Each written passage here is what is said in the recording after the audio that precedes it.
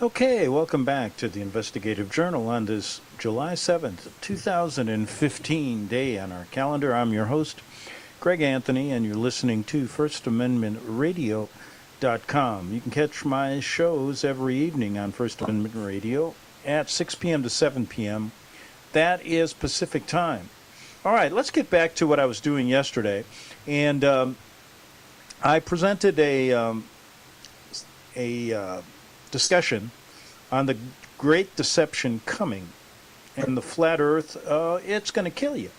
And this was put out by somebody called Mr. Thrive and Survive. And I thought you might want to continue listening. We went through the first 8 minutes. And I thought we'd start with that, and maybe I'll have some comments along the way. Illuminati. They are the Luciferians. They are the elite. And yes, they're tied in with all the other elites. Okay, he was saying yesterday the Vatican is the Illuminati. They are the elite. Okay, he didn't get that word Vatican, but that's what he said. We'll get back to him. The Queen of England, all the high politicians, the Bilderbergers, on and on. You name it, they're all wrapped around the Vatican's finger. And if you don't know that, I'm sorry, but the Vatican controls the world. They just do. And to a lesser degree, at one point, the Church of England controlled the rest of the world that the Vatican didn't. And where I'm going with that is, a lot of people don't know where our current teaching came from. So I'm going to educate you. Where did we get the idea that the earth was round, that we revolve around the sun? Because before we got this idea, all the scientific community, even down to physics and mathematicians who had all the formulas worked out, had all the astronomical data worked out to a T, okay? It all worked on paper, that the earth was the center, everything revolved around us, and we didn't rotate. We were just there. Everything else rotated, okay? It all worked on paper. That's what was in the science books. And it wasn't that long ago. Till one astronomer came by. And this astronomer was heavy into the pagan worship of the sun god. Okay? Copernicus, he's the one. He was highly into the sun god. And because of that, and he was also a scientist, he wanted to elevate the status of the sun. So, he decided to work out how to be the center of the universe, or the center of our solar system at least. I think he might have actually started out as center of the universe. I don't know if he ended up there. But in any case, it was all to elevate the sun because of his religion. So he made circles, put it in there, tried the math, it didn't work. Then he tried a few other things, didn't work. Finally, he came up with ellipses, elliptical orbits, and that solved a lot of his mathematical problems. That's how we say we're in elliptical orbits, because that's how the math works when you make the sun the center. It doesn't work in other ways, all right? You have a weird way of showing what's called retrograde motion of the planets. And if you don't know what that is, and you're knocking any of this stuff, you shouldn't be. You don't know enough. All right? So, anyway, that's how one scientist changed the world. But it wasn't just one scientist. He didn't really have the power. But guess who bought into this idea? The Church of England. And the Church of England really liked Copernican ideas, Copernicus and his ideas. So they adopted it as the official church position. Based on what scientific facts? None. Based on his belief really in a sun god. And he wanted to elevate that sun god to the highest position. When the Church of England made that official, they scrubbed the books, the scientific and history books of all other things pertaining to what we believe today. Or what they believed then that we don't believe today. All right? That's your history of how we got to learn it. That's it. Didn't come from any other great thing. All right? Since then, there's been some interesting experiments done, and I should have looked them up because I can't remember the name of it. Something Morley, Michael Morley. He's talking about the Morley-Michelson experiments, and what that did was prove the horizon doesn't curve at a distance of 6 miles, where they did it in an English river channel. And one of these, I'm going to have this guy on in a couple days, or maybe next week. A guy out in Monterey Bay just did a Morley-Michelson experiment with a laser at 4.3 miles, and categorically showed there is no curvature in the Earth if we use their math. And if we use math, basically, and I've went through the math as far as how much the Earth should curve at certain distances at a circumference of 25,000 miles. So it makes no sense. Now, this was pointed out to a weather station, a channel, I think it was Channel 7, ABC in Chicago. They had a avid flat earther constantly contacting them saying, hey, I can see the skyline of Chicago at a straight line from 30 miles away. And the weatherman finally had to say it was a mirage. That was their explanation. And you know how many people will believe that stupid weatherman? Most.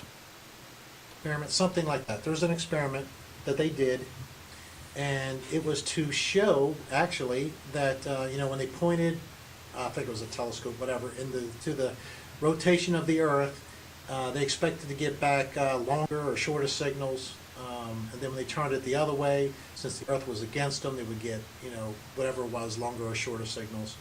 And then when they turned it perpendicular to the Earth, they would get another measurement altogether.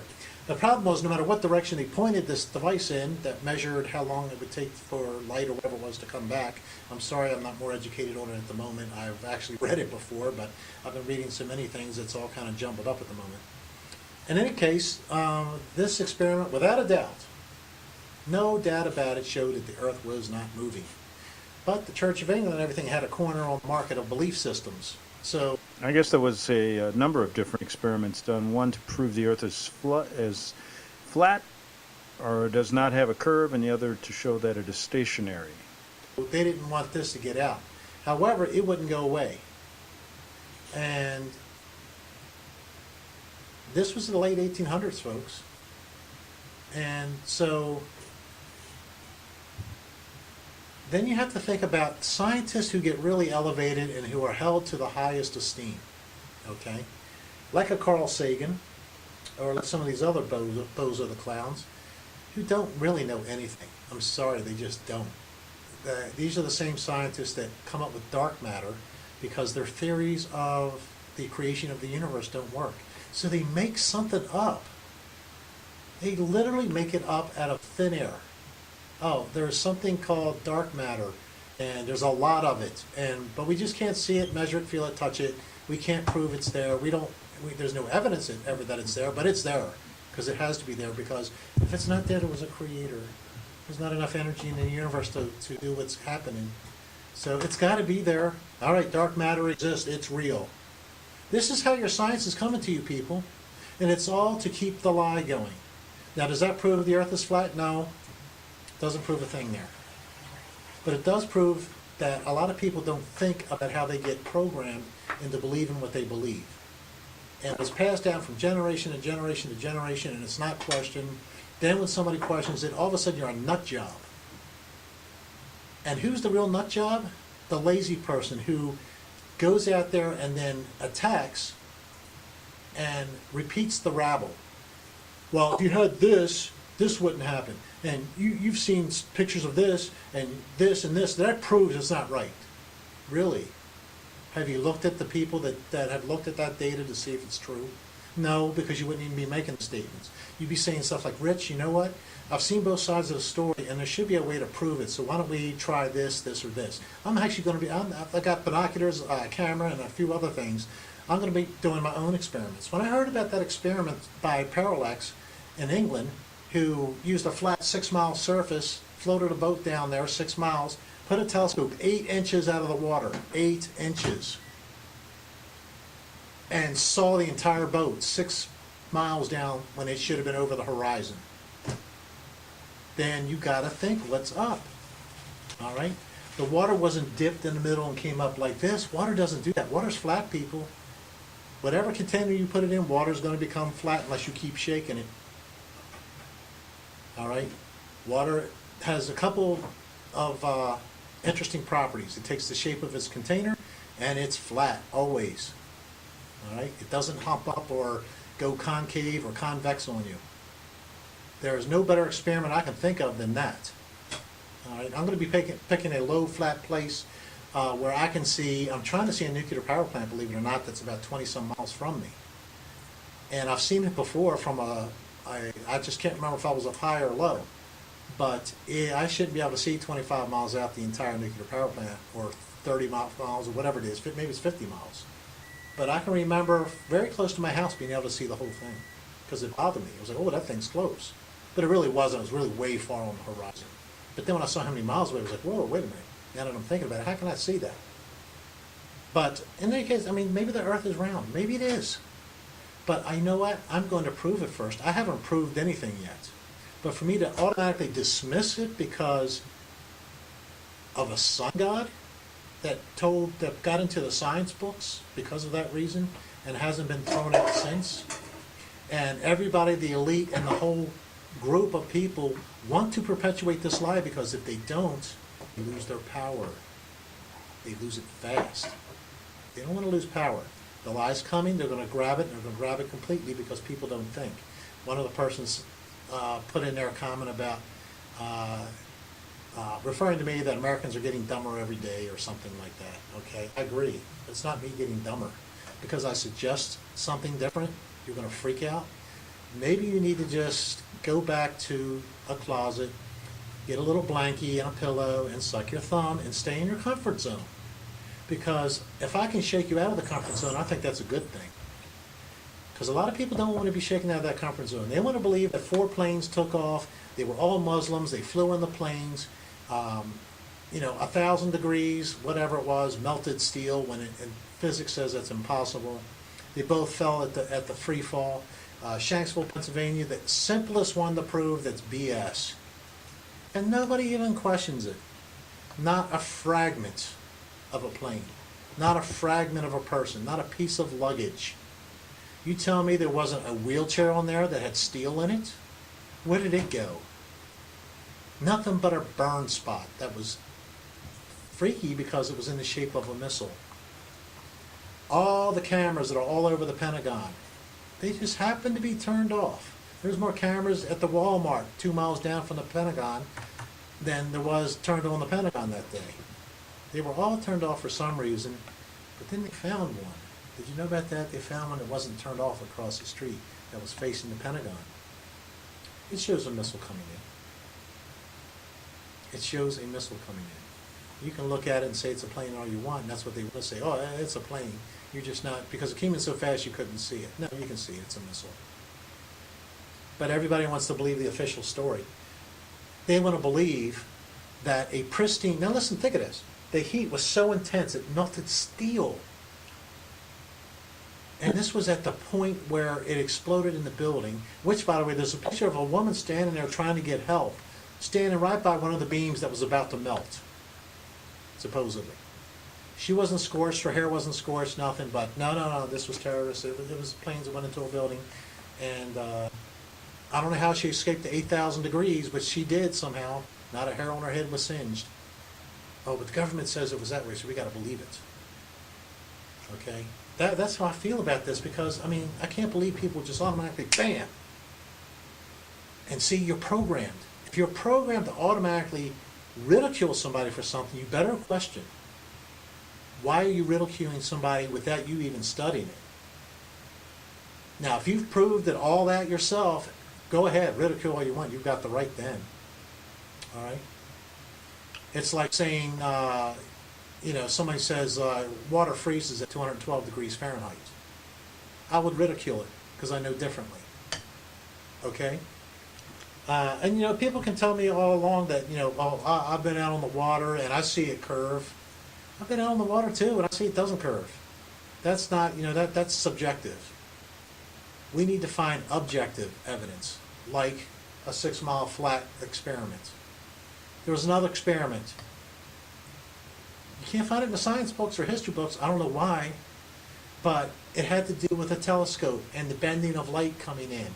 How you had the telescope, let's say 5 degrees, past where the apparent star is, because the bending of light when it got near the Earth, and it makes sense, that's right, yeah, light bends when you get near the Earth. But they were trying to show that the movement of the Earth was causing part of that tilt. All right? So they came up with an experiment, or they came up and said, you know what, there's a way we can tell. We can fill the telescope with water. And if we fill the telescope with water, that will be a thick medium. It will slow the light down, and we'll be able to tell if the telescope is moving as it's trying to get the starlight or something else is causing it. That's what it was. Because the telescope is moving, because the Earth is moving, right? That's why, you know, the star doesn't come in perfectly straight. But the way they could tell that, and I know I'm not telling the story right, I'm sorry. I'm very tired tonight. I actually went to the gym after having a heart attack for the first time. And it took a lot out of me here because I was worried the whole time, because that's where my heart attack started last time. And this is the first time I really worked out since then. So anyway, I'm a little surprisingly out of it because of that. I was really concerned about that. In any case, back to the story. Now that our commercial's over. Where was I? The telescope. So they fill the telescope up with water, and they're fully expecting, okay, yeah, you're still going to have to adjust for it because the Earth is moving. Guess what? You didn't have to adjust for it. Guess what that showed? The Earth was not moving. 2 major experiments. That, I wouldn't even call that a major one. That was a proof. The major one was that, whatever it was, somebody help me out, you know what it's called, something Michael something, shoot, experiment. You know how that was taken care of? Again, if somebody's really highly accoladed by the world, you gotta wonder. This experiment showed that the Earth wasn't moving, and science couldn't do anything about it. They had their back up to a corner. Somebody came along and showed that, well, you know what? You can't really prove anything because you can't prove anything. Because everything is relative to other things, you can't really measure and find out. It's called the special theory of relativity, folks. Albert Einstein. Trust me, one of my heroes. I've got a big poster on him. I've got a shirt that's got him on the front. He's no longer my hero. Because when they first heard about relativity, they were like, wait a minute. It looks like you purposely were trying to just go after whatever this experiment is. Morley, Michelson, whatever. Oh, I wish I could remember. Let's call it the M&M experiment. All right, you're trying to go after the M&M experiment and discredit it. And he's like, I said, I never even heard of that. What do you mean?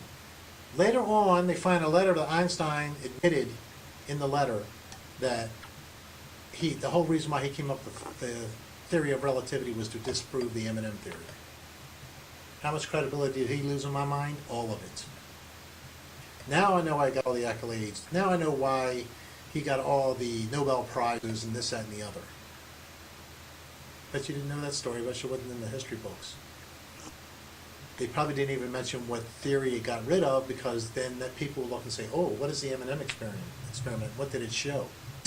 How come you can't prove that now? Anyway, you better be prepared to be rocked from your comfort zone, because it's coming. And I would suggest you learn how to do it beforehand and study these things. I'm going to study it out. I don't know what the real truth of all this stuff is. I don't. But at least I'm willing to admit that, and I don't care if people want to think I'm a lunatic or a heretic or whatever you want to call it. I am for the truth, period, whatever it is. As ridiculous as it might sound, I'm for the truth. And if you want to dismiss something and say, certain things say that's not possible, without even knowing what you're saying. I had people talk about the Coriolis effect, all kind of other things. Trust me, I'm a weatherman, I'm a scientist from old. I know about the Coriolis effect. That's one of the first things that had me hesitate too. I don't need to look in that because I know there's a Coriolis effect. The Coriolis effect, what is that? Instead of air blowing straight west to east, from high pressure to low pressure, let's say, it bends. It bends to the left in the in the northern hemisphere, and the southern hemisphere it bends to the right, and it's called the Coriolis effect. Bending due to circulation, due to movement. All right. I used to define it as, the way science wants you to hear it, because of the rotation of the Earth, the Coriolis effect occurs. That's not exactly true. The Coriolis effect happens because of the rotation of anything. You spin a bowl that's got water in it, you're going to get the Coriolis effect in there. Okay? You spin anything that's got some sort of air or fluid dynamics in it, and it's got, speaking of that, I used to study a book called Air Fluid Dynamics when I was in the weather. This is when I was a teenager. Talk about advanced physics and math. Wow. Unbelievable. Anyway, the bottom line and the simple part of that is air acts like a liquid. It acts as a fluid. All right? It has the same properties. It just does. And it reacts the same way as a fluid. Now, if you take a fluid, let's say you take a conveyor belt, all right, and you turn it on and run it at 20 miles an hour, okay, it's going down 20 miles an hour, this conveyor belt. And you pour water on top of it, let's say that deep, and keep it let's say this deep, several feet deep. And you keep running that conveyor belt under the 20 miles an hour. You know what's going to happen? The bottom layers of that water will start running at or near 20 miles an hour. They might lag a little bit because of the slippage that you get and friction and things like that, but the bottom is going to start running at 20 miles an hour. The mid-level starts to slow down. You might get 10 or 15 miles an hour after that. It'll lag behind. And then the top layer will move even slower than the middle layer. I think you get the point there. And the reason is the top layer isn't in direct contact with the conveyor moving. All right? Do you get that? Does that make sense? Air acts the same way. It acts exactly like a fluid. All right? Air doesn't do this hump up either on its own. Now, it will with high and low pressure, but that's a different story. It's forced to do that. Now, if you put water in a container and start squeezing to the side, it will force it up the same way. It acts the same. Air Fluid Dynamics was the name of the book because air acts like a fluid. Take a conveyor belt, all right? You put air on top of it. The air on the bottom is going to start moving close to the speed of the conveyor belt, 20 miles an hour. The air above it's going to move a little bit less, okay, because there's slippage and less friction, and on up the chain. Now, let's say you take that conveyor belt and increase it to 1,040 miles an hour, okay, 1,040 miles an hour. The bottom air is going to start moving at 1,000 miles per hour, 1,040 miles per hour, or close to it. The mid layer, maybe, let's say, 600 miles an hour. And the top layer, let's say, 200 or 300 miles an hour. And the very... Okay, let's leave it at that. We got to take a break in about 30 seconds. And we'll get back and finish up. We got about 5 minutes more of this discussion. Then I'll move on, and I have some more information I want to give you regarding whether you've ever given yourself the chance to start researching this subject, which I think is quite important. You're listening to the Investigative Journal on FirstAmendmentRadio.com. Now, remember that you can catch my show every evening, 6 p.m. to 7 p.m. And we talk a lot about the Vatican's involvement in our life, in our world, and how they are basically the Illuminati. And that's a pretty simple way to put it, but it's a very, very deep and dark story. Back in 3 minutes on the Investigative Journal. Hear it first on FirstAmendmentRadio.com and FirstAmendmentRadio.net. Visit crosstheborder.org, CROSS, crosstheborder.org, to get your print, EPUB, or PDF version of the book, The Rapture Will Be Canceled. That's crosstheborder.org. I know you all want answers, and believe me, so do I, and I'll do my best to get them. Despite Nicolas Cage's promise to do his best to get left behind rapture answers for us, don't hold your breath. Not everyone believes Left Behind is true prophecy. Some may even regard as conspiratorial the mainstream re-release of the Left Behind movie with actor Nicolas Cage portraying the main character, as an attempt to further reinforce in the minds of all this perception of false prophecy, in order to condition the masses for the play about to begin. If you want true Bible prophecy answers, get the book, The Rapture Will Be Canceled.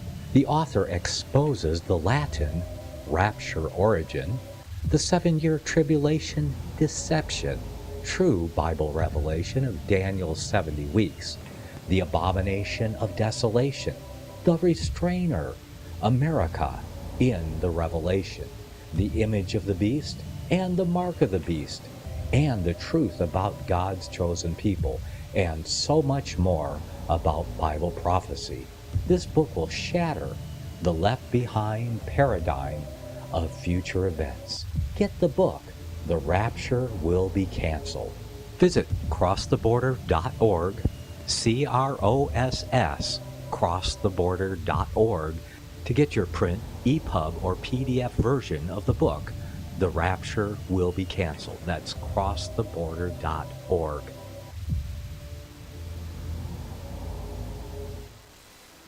Since the beginning of time, kings have sought it, nations have fought for it. It has been traded, it has been borrowed, it has been purchased, it has been stolen. There's a reason for it. To secure the blessings of liberty to ourselves and to our posterity. Invest with the security of gold and silver. Call Discount Gold and Silver Trading at 1-800-375-4188 or visit discountgoldandsilvertrading.net. Listen to Financial Survival with your host, Melody Cedarstrom, right here on FirstAmendmentRadio.com at 4 p.m. Eastern or 1 p.m. Pacific Time. Visit DiscountGoldandSilverTrading.net or call Discount Gold and Silver Trading at 1-800-375-4188. Toll free, 1-800-375-4188. Okay, let's get back to the investigative journal. We're listening to Mr. Thrive and Survive. Everybody uses the kind of these funny new names, but Hollywood actors do the same way, and do the same thing. A lot of people use different names, so why not truth tellers too? So anyway, people asked me, why are you spending some time on this subject of whether the Earth is flat? Whether the Earth is a circle or whether it's a sphere, whether it moves, whether it's stationary. I said because when I had finished my initial research, which has led me to a conclusion which only can be disproved or my mind changed if I actually go up into low orbit here to see what the Earth looks like, or I go to the edges and actually witness it myself, the ice walls, all the way around in a circle, like supposedly explorer Cook did in the 1700s. That's the only thing that will do it, because I've done enough of circumstantial evidence research, enough of the research in my own way that I can do with sextants and with measuring distances, horizons, things like that. And I've come to the conclusion that I can't believe a word out of NASA's mouth or our politicians or the Vatican's mouth any longer. That's the way it goes. So people ask me, well, why do you continue? That's one reason.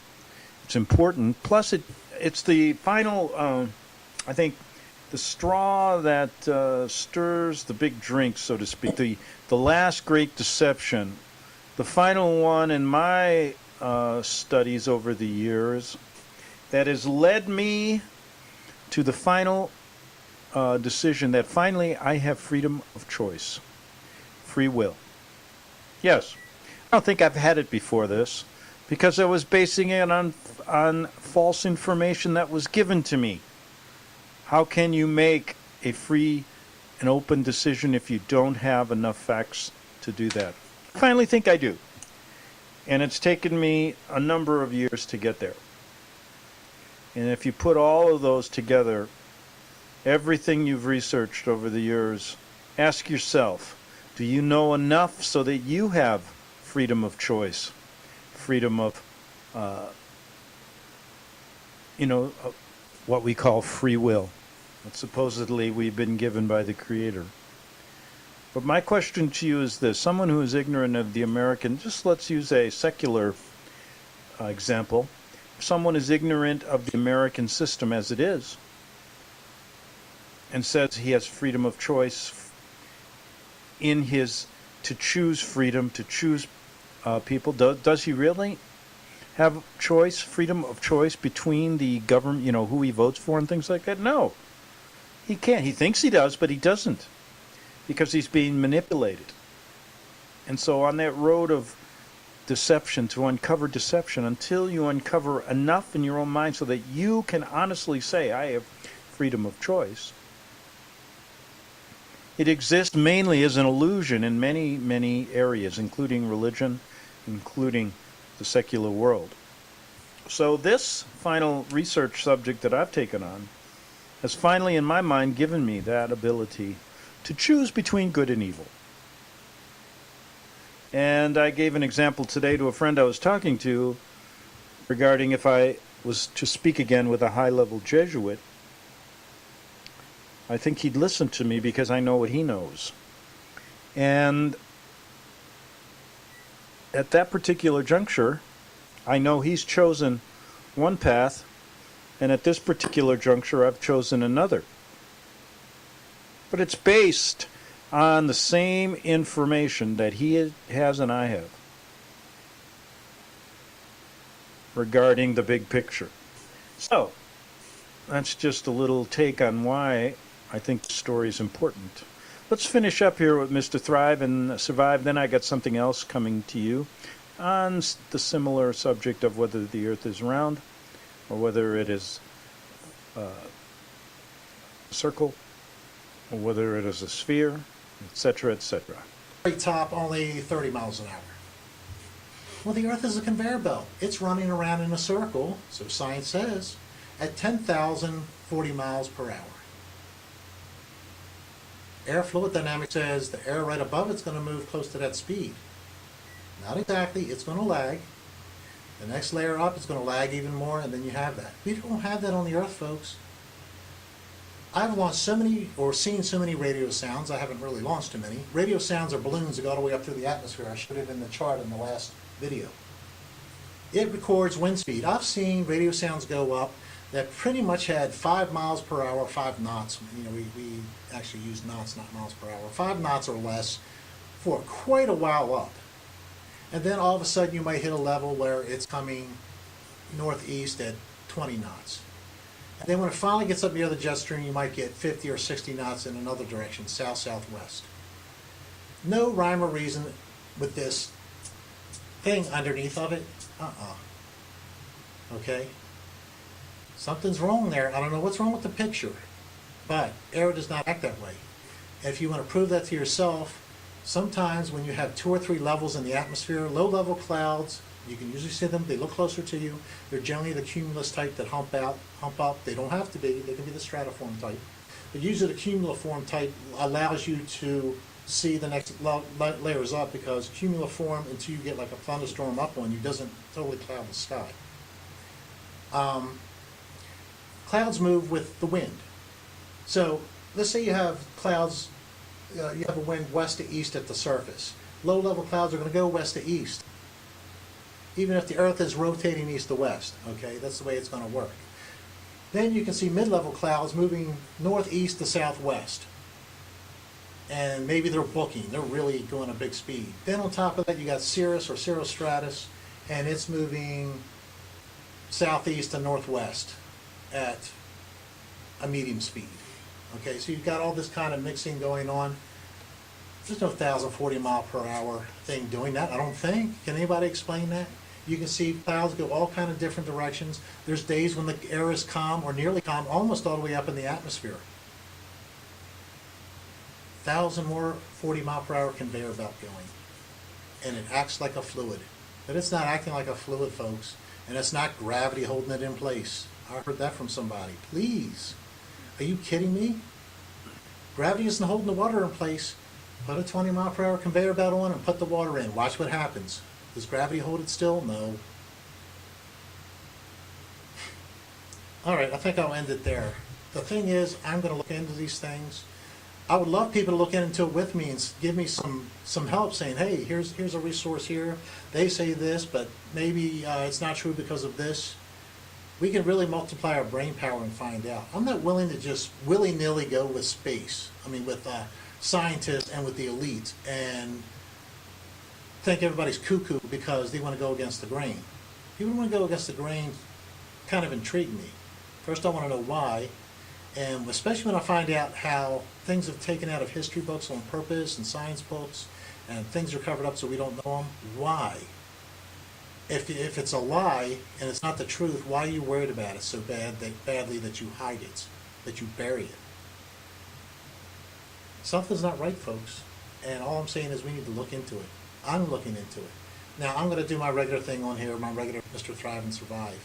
But if you don't want to subscribe because you think I've lost it, or because I'm asking questions about that, I don't have some sort of credibility, or I have credibility issues with you, that's fine.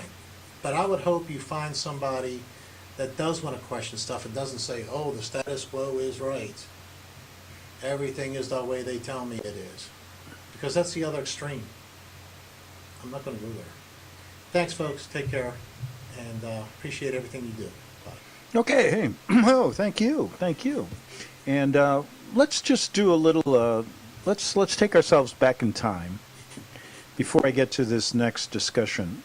Let's take ourselves back in time, all the way back where NASA didn't exist, where modern man didn't exist, and we're living on a side of a mountain, and perhaps we're cave dwellers. We live in a small community of 300. We have no idea of science. We have no idea of anything that's put in books. We've never seen a globe. We've never seen a map. We've never seen anything but what is presented to us on a day and night basis. We see the stars, we see the clouds, we see the movement, we see the rain, we see the sun, we see the moon. And in my little community of 300, back in the cave days, no newspapers, no nothing. I was more of a thinker. I had my little farm that I took care of so our family could eat. But I was always thinking, what is this universe like?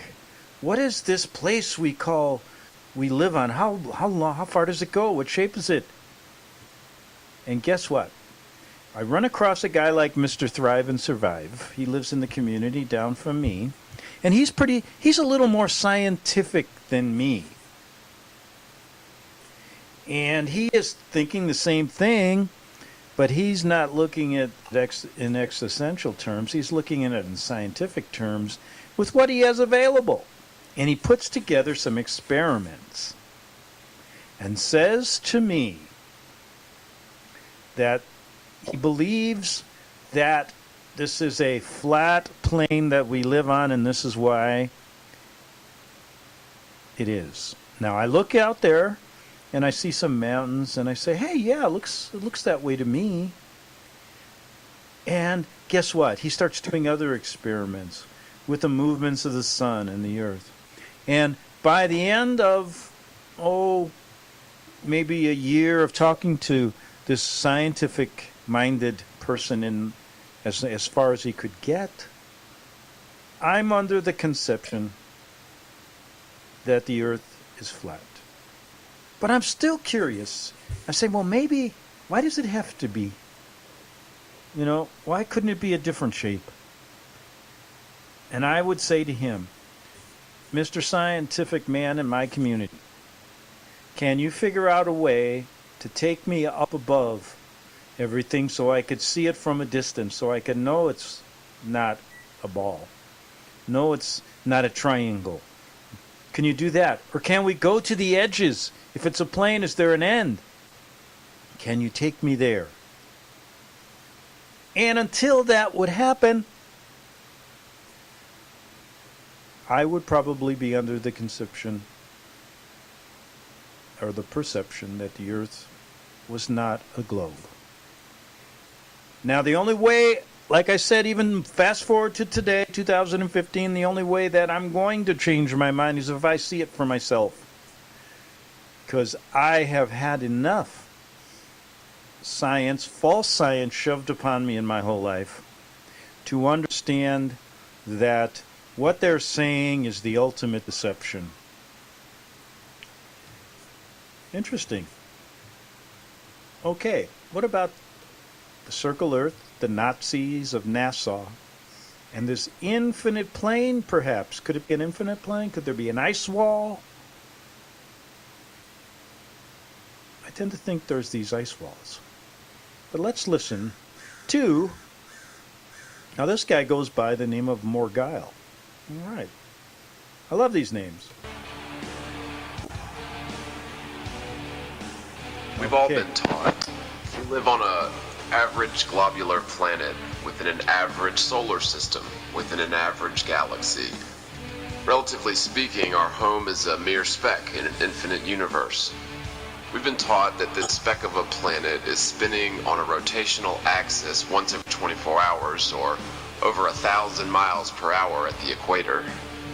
Furthermore, the planet is supposedly orbiting, perpetually falling around the sun once every 365 days, or almost 20 miles per second. On top of that, our solar system is orbiting the galactic center at over 140 miles per second. And if all that wasn't enough, our galaxy is hurling through space at a whopping 1.34 million miles per hour in the direction of the constellation Hydra. World leaders and the official pontificates of science would have us believe that life itself is an accident. A cosmic game of chance usually results in lifeless, barren planets. But once in a while, the chaotic universe will birth a planet that falls in the Goldilocks zone of its host star, meets certain chemical compositional requirements, and eventually circumstances can produce a so-called primordial ooze, which allows for a chemical reaction that somehow morphs into amino acids, and then single-cell organisms, then bacteria, and on until one day, under the perfect circumstances, through a process called natural selection, eventually intelligent life can emerge. They would have you believe that life on Earth isn't anything particularly special. And there's probably millions of other worlds within the infinite vastness of the universe which host intelligent life, effectively making our existence just another case of insignificant life in the universe. To be clear from the get-go, the idea of evolution and the globular Earth idea are just that, ideas, theories. You'd think that if this type of evolution was indeed the true origin of human life, there would be some verbal or written history that jives with these theories. Unfortunately for the proponents of these theories, most civilizations in this world will never reflect a history of evolution, but rather that of divine creation. The sad fact is, our species is suffering from a form of mass amnesia, wherein we do not know our origins. We really don't know how we came to exist on this world. Or do we? Up until recently, you would have asked me what type of planet we live on. I would have regurgitated exactly what NASA reports as fact. If you're not aware of the United States government recruiting Nazi intelligent agents, scientists, and engineers immediately after World War II, you need to stop this video and do some research on the origins of NASA, Project Paperclip, and Werner von Braun, the Nazi origins of NASA. You'll be surprised to learn that after the Nazis were defeated in World War II, there was a frantic clamoring between Russia and the United States to stake claims in the Nazi intelligence, personnel, scientists, engineers, technologies, and resources. During the Nuremberg trials after World War II, Nazi scientists were secretly smuggled into America by our very own government by the thousands. The History Channel would have you believe that we took in a few dozen of the top minds in Germany. The magnitude of this understatement cannot be understated. We took in countless thousands of Nazi scientists, gave them immunity for any crimes against humanity they might have participated in during the war, and kept this information from the United States citizens for over 50 years. Our government took in thousands and thousands of the brightest Nazi minds and paid them to spearhead programs like NASA. If you aren't aware of the Nazi origins of NASA, then this might come as a surprise to you, but NASA is nothing more than a pack of professional liars, pseudoscientists, charlatans, Freemasons, and Mormons. They've asserted their scientific godhood status wherein no one can question their official line without being ridiculed and dismissed as stupid or crazy. If you write the textbooks that physicists study to pass an exam, aka vomit regurgitation, anyone who doesn't conform to your paradigm will never make it as a student or a scientist for that matter, and will therefore never challenge your preconceived, pre-approved paradigm. You may not be aware that every single astronaut in American history was either a Mason or a Mormon or both. Now, I don't have anything against your average Mason or your average Mormon per se. However, both Masons and Mormons have sworn a blood oath to a secret brotherhood that trumps any other oath they might have subsequently taken. One of the 10 Commandments of Christianity, for example, involves not bearing false witness or not lying. One of the only commandments of Masons is to not divulge lodge secrets, and that includes lying your ass off about the lodge's true purpose, if necessary. Most Masons are in the Blue Lodge, or introductory 3 degrees, wherein they are misled as to the true meanings of certain concepts involved with Freemasonry. But they are also misled into believing that they have a firm grasp of the same concepts. This is proof positive that most Masons are probably well-meaning, honest people with good intentions, but they are unwittingly participating in Luciferian practices. With all that being said, do you really want to take what a group of Nazi Freemasons and Mormon scientists state as absolute fact without checking it? Do you really trust NASA as an unquestionable source of scientific truth? Now, I'm probably picking on the Nazis a little bit too harshly here, as World War II was a manufactured event, planned and executed by powerful global elites with the end goal being the overnight ruination of the sovereign German people and the creation of the nation-state of Israel, all in accordance with biblical prophecy. You don't need to believe in the truth of biblical prophecy to realize that the global controlling elite must use the biblical prophecies as a strategic playbook. It's even been argued that Hitler was in fact a Khazarian Zionist placed in his position in order to justify the homecoming of all Jews to the new Israel with utter disregard for the Jews and other races in the concentration camps, because those Jews were mingling with the Goyen or sullying their perfect superior bloodline. But that's a topic for another discussion. I will state, however, that the very same secret cabal that was responsible for fomenting and funding World War I and World War II are most certainly responsible for the false flag 9/11 attacks and the subsequent abandonment of U.S. civil liberties. The militarization of the American police and the domestic spying programs such as the Patriot Act, which were propped up by the convenient pretext created in September of 2001. These people plan so far ahead that it typically takes generations for their plans to come to fruition. While they are incredibly patient, they'll always try to accelerate their agenda whenever possible. This is blatant proof of foreknowledge on the part of the neoconservatives who took over our government when W. Bush was elected.